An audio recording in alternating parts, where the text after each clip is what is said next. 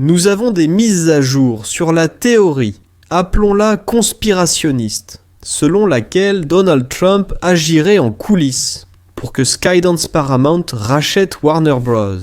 Couvrir pour détruire tout ce qui concerne Hulk. Et pour cela, James Gunn serait renvoyé, et à sa place, ce serait Zachary Edward Snyder qui serait nommé, et le Snyderverse serait rétabli. Le Snyderverse, sans wokisme, le Snyderverse, ramenant le bon vieux grand cinéma américain, sans forcer, sans artifice, qui sont là juste pour faire du buzz. Par où allons-nous commencer ? C'est par la publication de Zack Snyder. Zack Snyder a récemment publié une nouvelle image de la Ligue de la Justice, de sa version de la Ligue de la Justice. Il a mis là-bas la photo de la Ligue de la Justice en noir et blanc, et il a dit « Regardez, cette nuit est parfaite pour regarder Justice Grey. » Oui, montez le volume de votre télévision, éteignez les lumières, amusez-vous bien et tout ça. Il a publié sur la Ligue de la Justice ces dernières semaines et mois, n'est-ce pas ? En fait, Zack Snyder teste son public. Il vérifie à quel point il a encore de la pertinence et de l'engagement sur les réseaux sociaux. Donc il publie plusieurs fois des images et des photos de sa Ligue de la Justice. Ça, c'est le vrai Superman et le Batman que j'aime. Il a maintenant promu son contenu sur Homebox Office Max. Et pour beaucoup de gens, pour ceux qui soutiennent Snyder ou pour ceux qui espèrent cette supposée activité, c'est des coulisses de Donald Trump pour faire gagner Skydance. Oui, ils ont vu ça comme un signe. Regarde, c'est un signe. Il veut nous dire qu'il va revenir, que le Snyderverse sera rétabli. Tout est signe. Cette sandale a été laissée pour nous comme telle. Salut. Ça a commencé, non ? Les théories ont suivi, puis Matt McGraw a paniqué de nouveau. Il dit que maintenant, ça se passe. Et où vais-je commenter cette nouvelle, ce mouvement, hein ?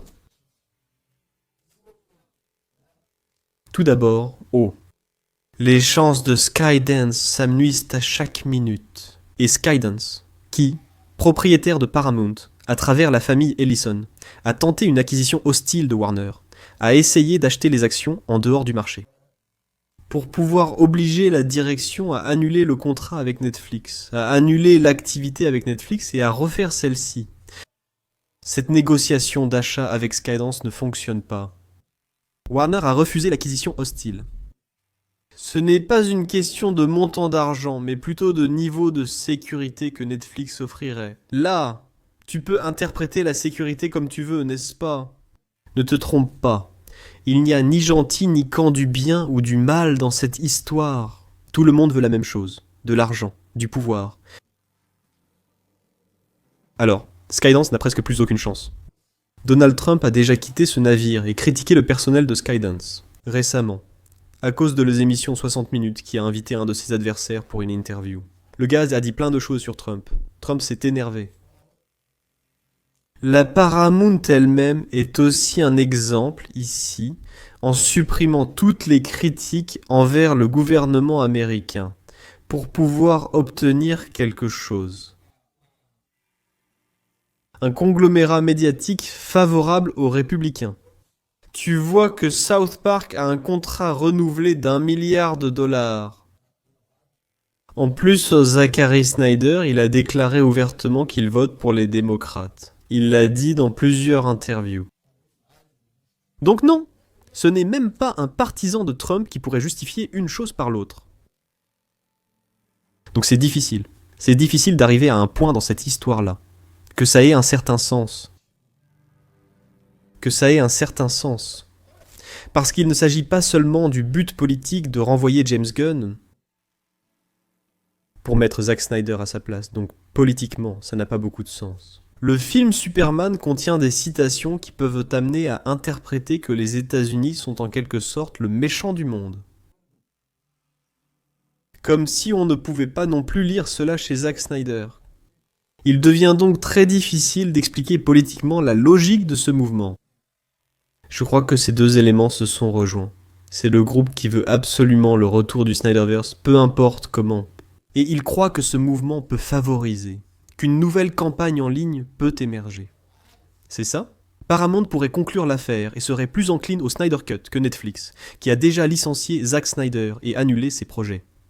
Netflix n'a pas d'intérêt pour son travail, contrairement à Paramount, qui pourrait en avoir.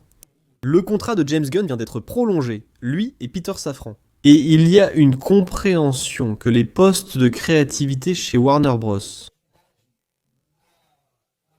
Discovery sera maintenu par Netflix, Skydance et Comcast. Michael De Luca, Pamela, James Gunn et Peter Safran continueraient à occuper leurs postes. Il n'y a aucun scénario de licenciement. Il n'y a pas de scénario catastrophe dans le Detective Comics Universe de James Gunn.